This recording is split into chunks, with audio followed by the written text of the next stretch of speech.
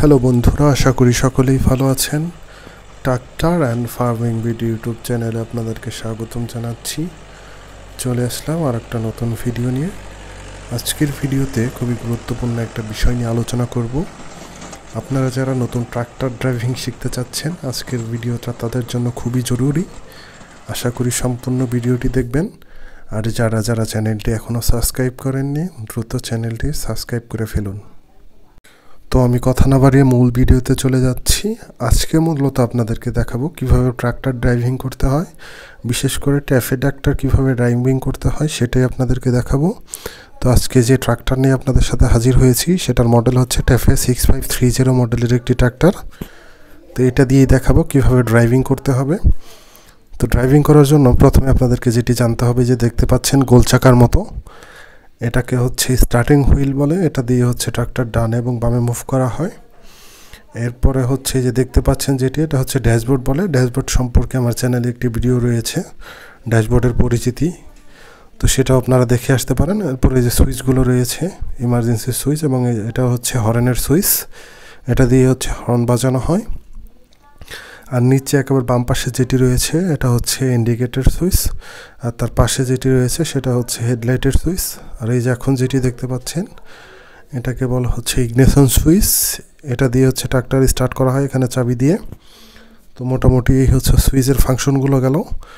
এখন এই যে আমার বাম পায়ের সামনে যে প্যাডেলটি দেখতে পাচ্ছেন, এটাকে হচ্ছে ক্লাস প্যাডেল বলে। গাড়ি ক্লাস করার জন্যই হচ্ছে এই প্যাডেলটি ব্যবহার করা হয়। ক্লাস করলে হচ্ছে যেটি হয়ে থাকে, ইঞ্জিনের শক্তি হচ্ছে বিচ্ছিন্ন হয়ে যায়। তো এর পাশে মাঝখানে যেটি দেখতে পাচ্ছেন দুটি লিভার, এটা হচ্ছে আপনার গিয়ার লিভার, এবং ডান পাশে যে দুটি প্যাডেল দেখতে পাচ্ছেন ওটা হচ্ছে ব্রেক প্যাডেল।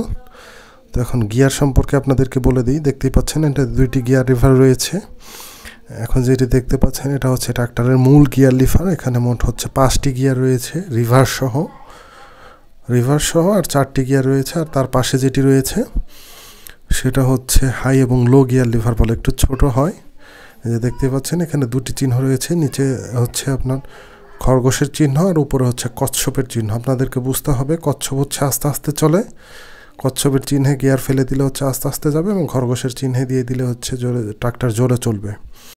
এখন যে প্যাডেল দেখতে পাচ্ছেন এটাকে ব্রেক প্যাডেল বলে। দেখতে পাচ্ছেন দুটি প্যাডেল রয়েছে, দুই চাকার জন্য আলাদা আলাদা ব্রেক, আবার একসাথেও হচ্ছে লক করে ইউজ করা যায়।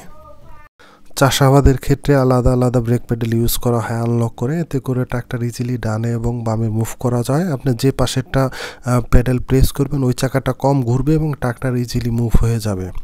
আর যখন আপনি রাস্তাঘাটে চালাবেন তখন লক করেই চালাতে হবে। আর তার পাশে যে ছোটো প্যাডেলটি দেখলেন, আমি পাড়া দিলাম মাত্র, ওটাকে হচ্ছে আপনার অ্যাক্সেলেটার বলে। আর ওই যে উপরে যেটি দেখতে পাচ্ছেন এটা হচ্ছে হ্যান্ড অ্যাক্সেলেটার। ট্রাক্টরে দুই ধরনের অ্যাক্সেলেটার থাকে, পায়ে একটি থাকে এবং হাতে থাকে।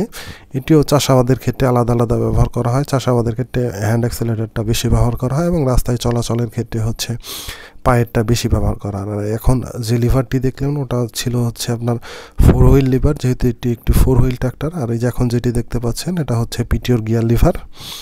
আর ডান পাশেই যে এখন যে দুটি লিভার আপনাদেরকে দেখাবো, এই যে দেখতেই পাচ্ছেন পাশাপাশি দুটি রয়েছে, এটাকে বলা হচ্ছে মূলত পিসি এবং ডিসি লিভার। ট্রাক্টরের পিছনের যে হাইড্রোলিক থাকে, আমরা চাষাবাদের যন্ত্রাংশ ইউজ করি যেমন রোটাভেটার, সিজেল, ডিস্ক ইত্যাদি হচ্ছে ওঠা নামানোর জন্যই হচ্ছে এই দুইটি লিভার ব্যবহার করা হয়। মোট কথা চাষের জন্য এই দুইটি লিভার অবশ্যই ব্যবহার করতে হয়। তো এই ছিল মোটামুটি আজকের ভিডিওটি যদি ভালো লেগে থাকে চ্যানেলটি অবশ্যই সাবস্ক্রাইব করে আমাদের পাশে থাকবেন। সকলকে আবারও ধন্যবাদ জানাচ্ছি। সকলেই ভালো থাকবেন। আল্লাহ হাফেজ।